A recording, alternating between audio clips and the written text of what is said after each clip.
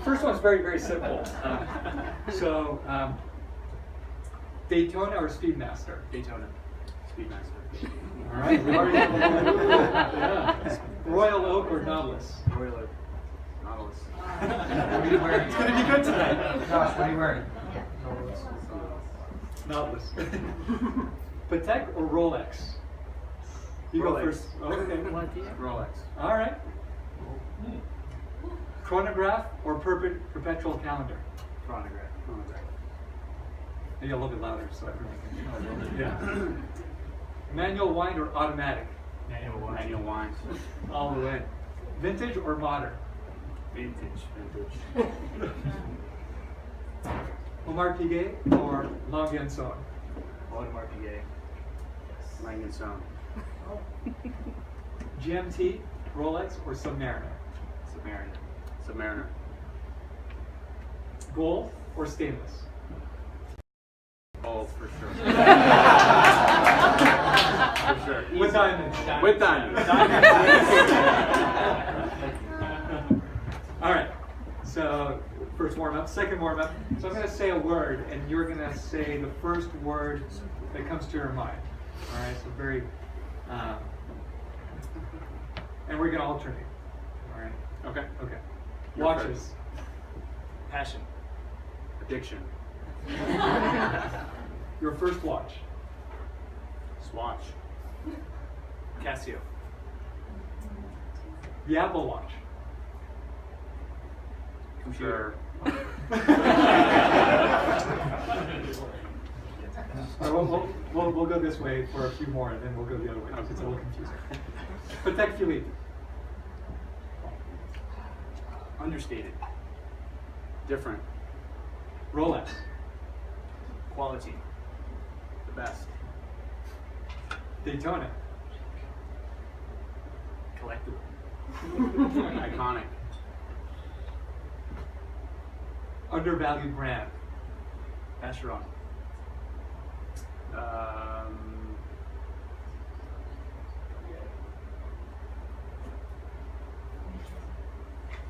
A. Lang & Son, I would say. Okay. Overhyped brand.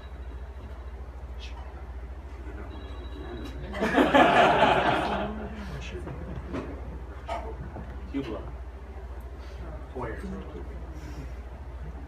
Independent brand. Dufour. At Bijoin. All right, now we're going to go. Sorry. Yeah, Joshua starts. Okay. All right, now Josh, where you start. Auction. Fun. Exciting. Collecting. Addicting. All consuming. Summer watch. All gold. Yellow gold. Quartz. It's fine. Whatever. Depends. Yeah. That's true. Richard Neal.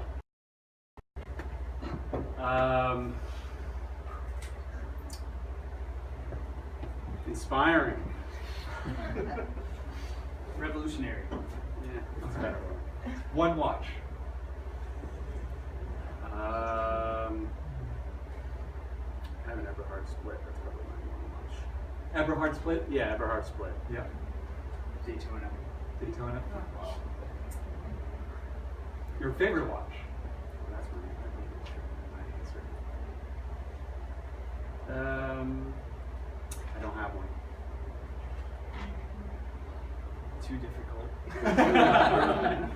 That's why we're here. We'll stop there. Okay.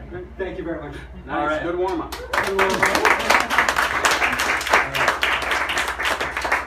So before we keep going, you know, I don't know how many of you know Paul.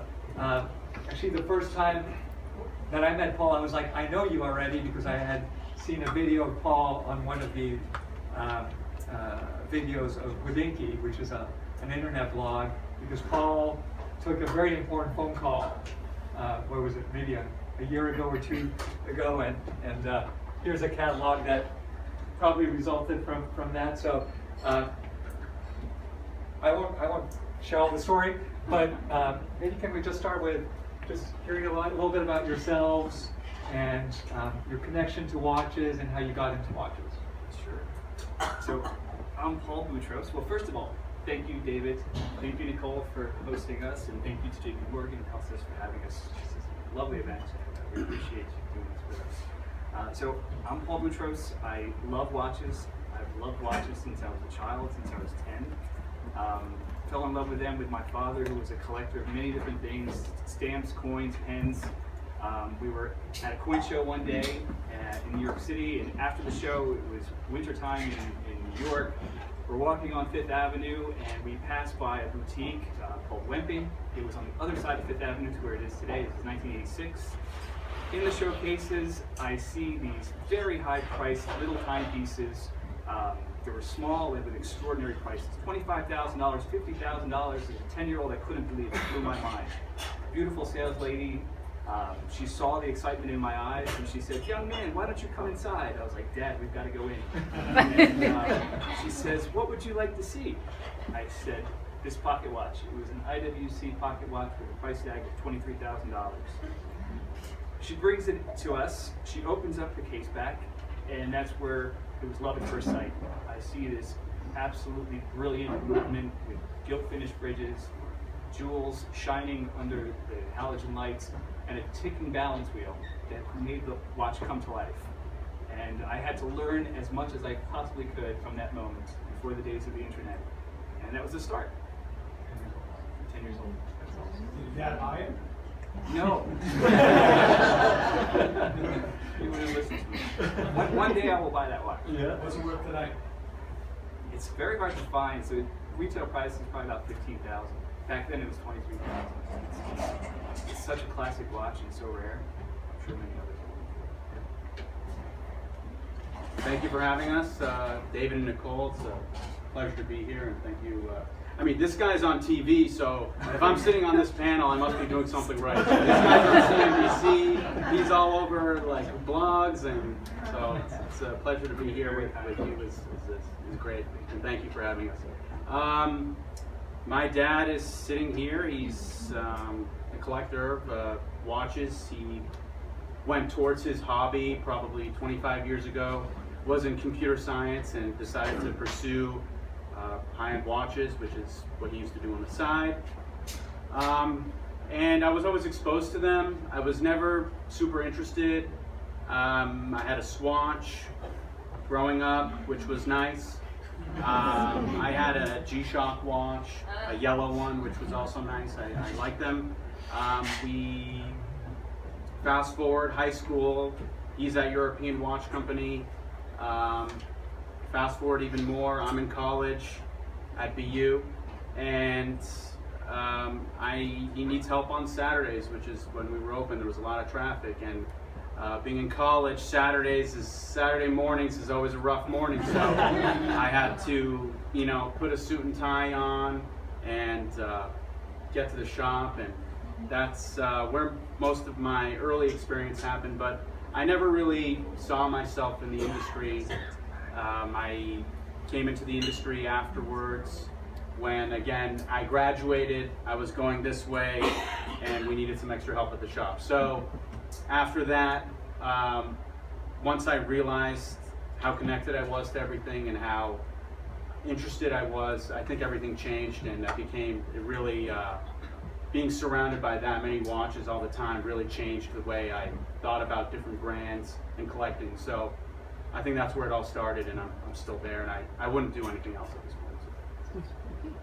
And maybe, Paul, can you tell us a little bit about how you came to Philips? And Sure, yeah. So I was 10 years old. At the same time, I said I want to become an engineer, and my life had two paths. I was very active learning about watches, and my studies took me through college and graduate school as an engineer. I'm an electrical engineer by training, and I had a career in engineering, but I was very active in the watch community, writing for various publications, taking pictures of watches every opportunity I could, and started a watch club in New York City with a bunch of friends, and would go to SIHH in Geneva and Basel World every year on my vacation for work, for fun. And it was 2014, but prior to that, auction houses were trying to recruit me, and I was like, no, the opportunity's not right, I'm not ready.